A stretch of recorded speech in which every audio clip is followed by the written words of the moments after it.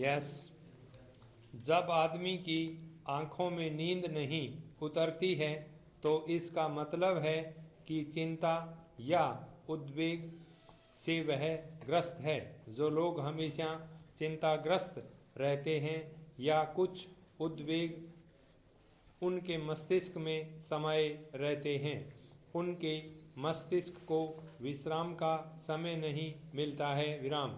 जब तक मनुष्य के दिमाग में तनाव बना रहेगा उसे नींद नहीं आ सकती है। विराम। नींद लाने के लिए मस्तिष्क में तनाव नहीं होना चाहिए। विराम। मस्तिष्क शांत और निर्मल होना चाहिए। विराम। मन हल्का हो।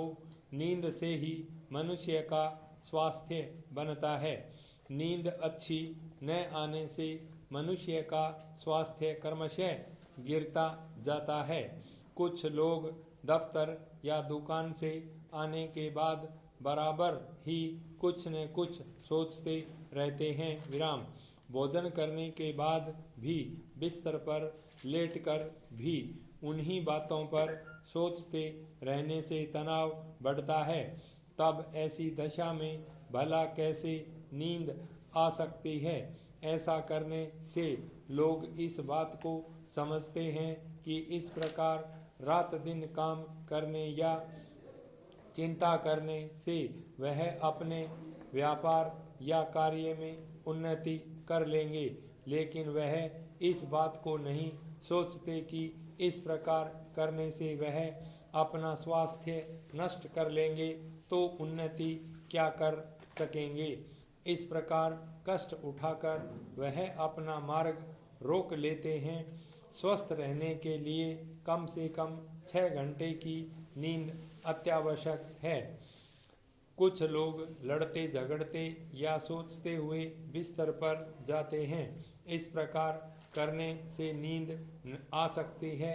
ऐसा करने से आप नींद को आने से भगा देते हैं। कुछ लोग रात को सोने से पहले अपनी पत्नी से किसी न किसी बात पर झगड़ा कर लेते हैं। कुछ औरतें भी रोती झींकती बिस्तर पर जाया करती हैं। ऐसी दशा में अगर इस प्रकार के लोगों को नींद न आए तो इसमें किसका दोष है? तनावपूर्ण दशा में अगर नींद आ भी जाए तो वह लाभदायक नहीं होती है। विराम। ऐसी ही नींद में आदमी बड़बड़ाता या दुस्वप्न देखा करता है। विराम। इस प्रकार की दशा में अपनी नींद पूरी कर लेने के बाद भी मनुष्य अपना शरीर स्वस्थ और हल्का महसूस नहीं करता है। विराम। स्वस्थ निद्रा की पहचान यही है कि सुबह उठने पर शरीर एकदम हल्का फुल्का और फुर्तीला होना चाहिए। इसी प्रकार कुछ लोग चिंताओं और भय का बोझ सिर पर रख कर सो जाते हैं। प्राय ऐसे लोगों को बहुत भयावह डरावने स्वप्न आया करते हैं। इस प्रकार उनकी नींद अचानक टूट जाया करती है। वह ठीक से सोच भी नहीं पाते। विराम। सपने क्यों आते हैं? वैज्ञानिकों की दृष्टि में इसके 2 कारण हैं, शारीरिक और मानसिक। पेट के रोगों या खान पान के कारण आते हैं। विराम। इस प्रकार के कारण शारीरिक माने जाते हैं। मानसिक कारण हमारे मन में दबी अतृप्त इच्छाओं के कारण बनते हैं। वही अतृप्त इच्छाएं स्वप्न में नाना प्रकार के रूप धारण कर प्रकट होती हैं। अवचेतन मन में बैठ गई यही अतृप्त इच्छाएं स्वप्न बन जाया करती हैं। विराम। नींद के समय अवचेतन मन से यह अतृप्त इच्छाएं बाहर निकलकर सपनों में बिखर कर हमको जकड़ लिया करती हैं। हम उनमें खो जाते हैं। स्वप्न अच्छे भी होते हैं, बुरे डरावने भी होते हैं। रंग रूप के अनुसार हमारे शरीर के स्वास्थ्य पर अपना प्रभाव डालते हैं। मगर भला स्वप्न होगा तो वह हमारी शारीरिक रचना को प्रफुल्लित रखेगा, हमारा स्वास्थ्य बना रहेगा। भयावह डरावने दुस्वप्न हमारा स्वास्थ्य खराब कर देते हैं। निद्रावस्था में हमारे स्नायुओं पर इनका गहरा प्रभाव पड़ता है। कई बार इस प्रकार के स्वप्न देखकर अचानक हमारी नींद टूट जाया करती है, फिर हम उसके बारे में सोचते रह जाते हैं। नींद तब आती है और आया करती है। इन स्वप्नों के कारण कई बार हम अपने अनिष्ट की भी कल्पना कर सकते हैं। इस प्रकार दुस्वप्नों का हमारे शरीर पर दोहरा प्रभाव पड़ता है।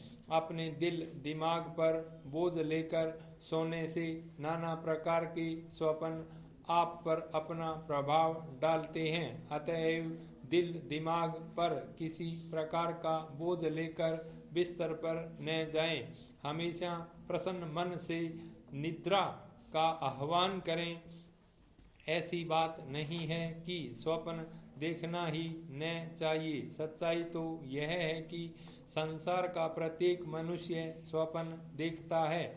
ऐसा कोई भी व्यक्ति नहीं है जो इस बात का दावा कर सके कि वह स्वप्न नहीं देखता है।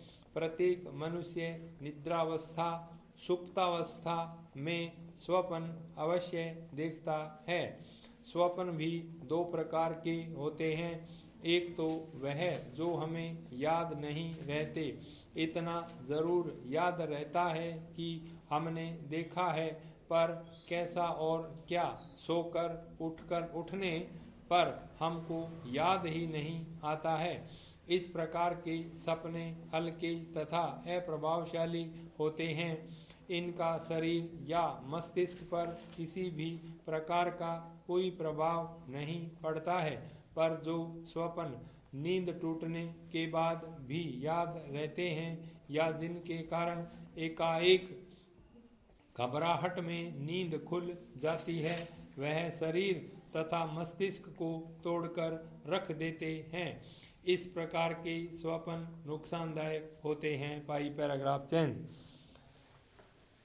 सेवा में मैं मुंशीराम बेनीवाल, सहायक उप निरीक्षक थाना पुलिस हनुमानगढ़ संगम, एक मुखबिर की सूचना के उपरांत मैं दल बल सहित जोड़कियां टोल नाका के पास सरकारी वाहन के द्वारा प्रातः 6 बजे गया।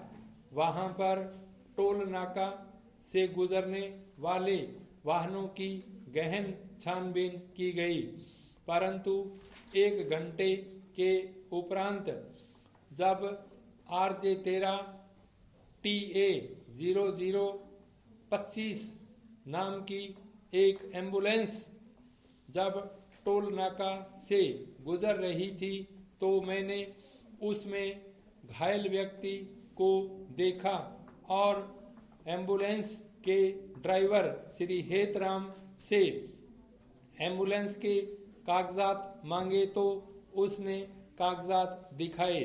सभी कागजात सही पाए गए, परंतु जब मैंने उस घायल व्यक्ति को देखा तो मेरे मन में शंका पैदा हुई कि जब यह घायल आदमी अपनी दोनों टांगों पर घुटने से ऊपर तक प्लास्टर किया हुआ है, के चेहरे पर किसी प्रकार की कोई परेशानी दिखाई नहीं दे रही है और वह एक स्वस्थ व्यक्ति की भांति बात कर रहा है, तो मेरे मन में और शंका बढ़ गई।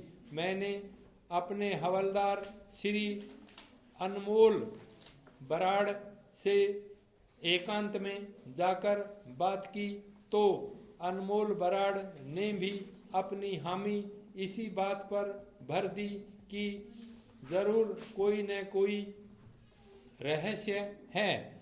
हमने एम्बुलेंस के ड्राइवर को सरकारी अस्पताल ले जाने के लिए बोला, तो ड्राइवर ने मना कर दिया और घायल व्यक्ति श्री भंवरलाल मेघवाल को जन सेवा हॉस्पिटल गंगानगर में भर्ती कराने के लिए कहा गया, लेकिन हमारे द्वारा अत्यधिक दबाव डालने पर वह ड्राइवर एम्बुलेंस में मरीज को लेकर महात्मा गांधी मेमोरियल राजकीय सामुदायिक चिकित्सालय हनुमानगढ़ टाउन में ले जाया गया और वहां पर आपातकालीन कक्ष में उस घायल व्यक्ति को ले जाया गया और मेरे द्वारा डॉक्टरों से निवेदन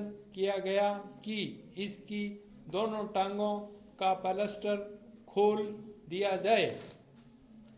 जब डॉक्टरों एवं नर्सों द्वारा उस घायल व्यक्ति के दोनों टांगों के प्लास्टर को खोलने का कार्य आरंभ किया गया तो घायल व्यक्ति ने भी काफी नानुकर की। 1 घंटे की कड़ी मशक्कत के बाद जब दोनों टांगों के प्लास्टर को हटाया गया तो उसमें लगभग 25 सोने के बिस्कुट मिले, जिसकी अंतर्राष्ट्रीय बाजार में कीमत लगभग 48,96,925 रुपये आंकी गई है। अतः श्रीमान जी आपकी सेवा में विस्तृत रिपोर्ट पेश कर उक्त घायल के विरुद्ध भारतीय दंड संहिता की धारा 956 के अंतर्गत मुकदमा दर्ज कर अग्रिम कार्यवाही हेतु मंजूरी प्रदान की जाए। भवदीय 5 स्टॉप नाम भूल गया मैं।